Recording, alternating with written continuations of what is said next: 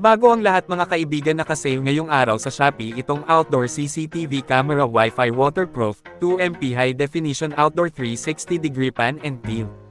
Motion tracking and person detection, napakaangas po nito na dati ay mabibili pa ng 3,400 plus, ngayon ay mabibili na lang ng 1,470. Ang mura na lang, kaya ano pa ang hinihintay nyo? E-check out na agad, pindutin lang ang link na nakapin sa comment section. Maraming salamat po.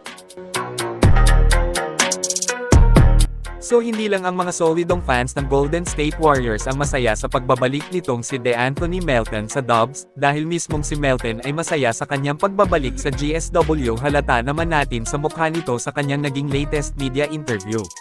Sinabi ng guard veteran na kumbaga wala nga daw siyang kahit na maliit man lang na galit o pagkadismaya sa Warriors sa pag-trade sa kanya ng kampo last season, mga kaibigan, kung saan punto sa kanyang mga binitawang salita dito nang marinig niya ang balitang trade ito ng Dubs. Ay agad niyang naisip na siya nga daw mismo ang nag-trade sa kanyang sarili. Sa madaling sabi, alam na niya na trade siya ng GSW. Isa ako sa bumilib sa pagka-open-minded ng manlalarong ito, kung saan hindi nga sa lahat ng oras o panahon pwede nating sisihin yung iba sa nangyari sa atin na hindi maganda. Minsan talagang kailangan muna nating tanungin ang ating sarili kung bakit nangyari ang hindi dapat na mangyari. Kaya naman isa ako sa humahanga dito kay Melton. Ngayon, sa mga hindi pa nakakaalam mga kaibigan, kasalukuyang nasa proseso sa pagre-recover si DeAnthony sa kanyang tinamong season-ending injury last season. Ayon sa bagong balita ngayon ay i-re-evaluate siya after 4 weeks, so kung titingnan po natin ang regular season game schedule ng Golden State ay expected na 7 hanggang sa 8 laro siyang magiging out. May posibilidad pa na sa buwan ng November pa ang kanyang pagbabalik. So hindi naman na siguro ito gaanong masama para sa Warriors kasi ilang games lang mawawala sa lineup at siguradong makakabalik naman sa lalong madaling panahon. Ang style ng laro ni Melton ay siyang mas fit sa sistema ng Dubs, isa rin po siyang matinik na two-way player, umaangat sa mga laban ng kanyang kakaibang opensa at depensa. Kung saan para sa akin talagang mas bagay siyang ilagay sa starting 5 lineup ng Dubs na kukumpleto kina Steph, Jimmy, Draymond at Al Horford.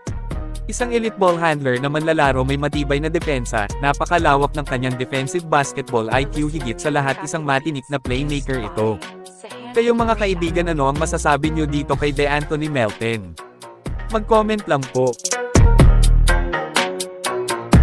Stephen Curry, nag-viral ang kanyang latest workout kung saan makikita natin dito na talagang kakaiba ang estilo ng ensayo ang ginagawa na ito ng greatest shooter. Masasabing inihanda ng mabuti ng one-time finals MVP ang katawan sa mga manghahawing defender. Kayo, ano naman ang masasabi nyo dito? Mag-comment lang.